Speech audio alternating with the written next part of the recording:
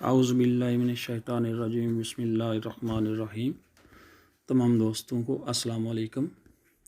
तो आज शुरू करते हैं इटालियन उर्दू लैंग्वेज कोर्स।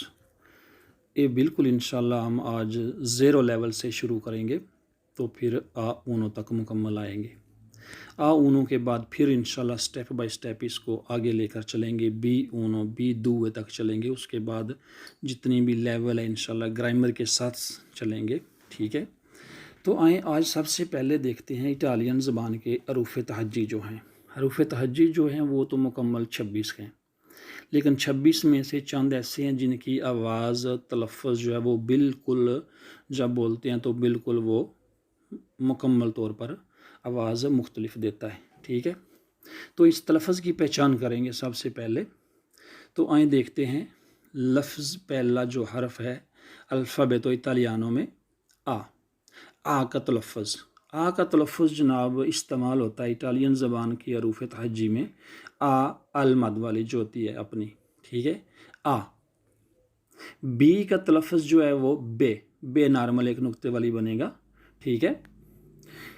अगर सी जो बोलते हैं हमें इंग्लिश की हरूफ तहज्जी में जो सी होती है, ये इटालियन में से नॉर्मल बोलते हैं ची, ठीक है। लेकिन सी के बाद अगर चंद और लफ्ज़ यूज़ हो जाएं, यानी कि आ, ओ, ऊ, आका, ये मैं इटालियन में बोल रहा हूँ, ठीक है। आ, ओ, ऊ, आका, अगर सी के बाद आ मिला दिया जाए तो ये सी ची नहीं रहेगा, ये तब्दील हो जाएगा का में, ठीक है। सी के बाद ए मिलाएं तो बनेगा का। सी के बाद अगर ओ मिलाएं तो ये बन जाएगा को। अगर सी के बाद ऊ मिलाएं तो ये बनेगा कू। अगर सी के बाद आ का जो एच है हमारा या इंग्लिश ज़बान का, तो ये मुकम्मल बन जाएगा काफ की आवाज़ देगा, सी एच ची आ का। ये बोलेंगे इस्तेमाल होगा जनाब काफ में, ठीक है। अगर ये इसको इकट्ठा इस्तेमाल कर दिया जाए तो तलफ़्फ़ुज़ बन जाएगा काफ, ये काफ बनेगा, ठीक है। इसके अलावा अगर सी के साथ इस्तेमाल कर दें ई, यानी कि आई, ई को बोलेंगे तो ये बनेगा ची। अगर सी के साथ ए मिला दिया जाए तो ये बन जाएगा चे, ठीक है। तो सी के बाद डी का तलफ़्फ़ुज़ दाल का, उर्दू में दाल का, तो ये नॉर्मल द बोलेंगे द। ए का तलफ़्फ़ुज़ जो है वो ए, नॉर्मल जो हमारा ए बोलते हैं उसको इस इटालियन में ई को ए बोलेंगे, ठीक है। ई का तलफ़्फ़ुज़ जैसे तलफ़्फ़ुज़ होता है सेब, सीन और बे के दरमियान जो ये है वो ये आवाज़ देगी सेब, ठीक है। ये ए वहाँ पे इस्तेमाल होगी। एफ़ का तलफ़्फ़ुज़ नॉर्मल एफ़ की आवाज़ जो फे की आवाज़ है वो देता है, तो नॉर्मल इसको बोलेंगे एफ़ ए। अगर जी के बाद आ, ओ, ऊ, आका मिला दें तो इसकी आवाज़ मुख्तलिफ हो जाएगी। इसका तलफ़्फ़ुज़ बनेगा, जी के बाद आ मिलाएं तो गा, जी के बाद ओ मिलाएं तो गो, जी के बाद ऊ यानी कि ऊ मिलाएं तो ये बनेगा गू। अगर जी के बाद एच मिला दें तो ये बन जाएगा गैन की आवाज़ देगा, ठीक है। पहले तो गाफ की दो जो कश्क वाली होती है ना गाफ, वो बन जाती है, ठीक है। इसके अलावा अगर जी के बाद ई ए मिला दें तो ये तलफ़्फ़ुज़ इसका बन जाएगा जीम नुक्ते वाली, ठीक है। जैसे हमारा जहाज़, जीम जहाज़ होता है ना, ये ऐसे बन जाएगी जी के बाद अगर ई ए मिला दें तो, ठीक है।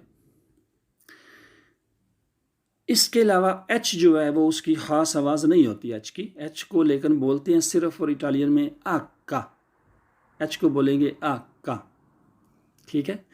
इसके बाद आई जो इटालियन बोलते हैं ई का तलफ़्फ़ुज़ ई होगा, जैसे बोलते हैं बी वी, ये दो बार जो बी वी में ई बोलते हैं ना, ये इसका यहाँ पे इस्तेमाल होती है। एक तो ई बोलेंगे ना बी के बाद, बे के बाद बी, कोई व के बाद जो ये है वो इसकी आवाज़ देगी बी वी जैसे बोलते हैं, लेकिन ये इसकी आवाज़ होगी आई की ई। एल का तलफ़्फ़ुज़ लाम का ही है, लेकिन इसको बोलेंगे एल ए। एम का तलफ़ुज़ मीम का, लेकिन इसको बोलेंगे एम ए। एन का तलफ़ुज़ नून की आवाज़ देगा, इसको बोलेंगे एन ए, इटालियन में एन ए। इसके बाद है ओ। ओ का तलफ़ुज़ ओ होगा। जैसे लफ्ज़ है ज़ोर, ज़ोर, जे और रे के दरमियान जो वाह है ना, वहाँ पे ये आवाज़ होगा ओ का, ज़ोर। ओ का तलफ़ुज़ ओ होगा, ठीक है। ओ के बाद आता है पी, जो ख़ास जिनकी आवाज़ तलफ़ुज़ चेंज होते हैं वो हम पढ़ रहे हैं। पी का तलफ़ुज़ पे, त्रे नुक्ते वाली पे, यानी कि पे पंखा जो होता है, इसे बोलेंगे पे, इटालियन में बोलेंगे पे। ये आपको बाद में बताऊंगा कि इटालियन में जो इनकी पहचान कैसे करते हैं। मिसाल के तौर पर हमने लिखना है पी के साथ कोई नाम लिखना है, कोई शहर लिखना है, तो उसको बोलेंगे कैसे इनकी पहचान होती है। सबसे पहले पी, पलेर्मो, इटालियन का लफ्ज़ शहर है ना, इटली में जो एक शहर है उसका नाम है पलेर्मो, तो पी से वो शुरू होता है। तो ये पी को मुंतहिब करने के लिए, इसकी आवाज़ स्पेशल करने के लिए इसको पी पलेर्मो के साथ बोल देंगे, ठीक है। जैसे ये जो क्यू है ना, क्यू इंग्लिश का, ये क्यू का तलफ़ुज़ कू बन जाएगा। जब को के ऊपर हम पेश डालते हैं तो कू बनता है ना, इसको इटालियन में कू बोलेंगे। आर का तलफ़ुज़ रे की आवाज़ होता है, लेकिन आर को एर्रे बोलेंगे, एर्रे। एस का तलफ़ुज़ की आवाज़ सीन की है, लेकिन इसको एस से बोलेंगे। टी का तलफ़ुज़ ते, दो नुक्ते वाली, ठीक है, लेकिन इसको ती बोलेंगे, ती। ऊ का तलफ़ुज़ ऊ होता है। जैसे आलू, जो आ के बाद लू की आवाज़ आ रही है, वो ऊ यूज़ हो रहा है, आलू। ये यू को ऊ में तब्दील कर देती है इटालियन हरूफ तहजी में, ठीक है। जो इंग्लिश की वी है ना, वी, ये तलफ़ुज़ व में वा की आवाज़ देगी, वा में होता है। जैसे वालिद, उर्दू में लिखते हैं वालिद, ये व जो है ना, ये वी से आ गई है, ठीक है। तो वी को भी बिल्कुल मुंतहिब करने के लिए जब बोलते हैं ना, इसका फ़र्क महसूस करने के लिए या फ़र्क बिल्कुल वाज़े करने के लिए, तो इसको बोलेंगे वी वेरोना। वेरोना शहर जो है वो वी से शुरू होता है, वी वेरोना, लेकिन आवाज़ जो है इसकी व की आएगी। ज़ेता का तलफ़ुज़ जो है वो जे नुक्ते वाली होती है, ठीक है। तो इसको बोलेंगे, जेड नहीं बोलेंगे, इसको बोलेंगे इटालियन में ज़ेता, ज़ेता। तो इसके अलावा आप देख रहे हैं ख़ास जब तीन लफ्ज़ मिला दिए जाएं, जी एल आई, इटालियन में हो गया जी एल ई का तलफ़ुज़ लिए बन जाता है, लिए। एल लाम वाली ले के बाद ये छोटी ये जो होती है, जी एल आई, ये लिए की आवाज़ देगी, ठीक है।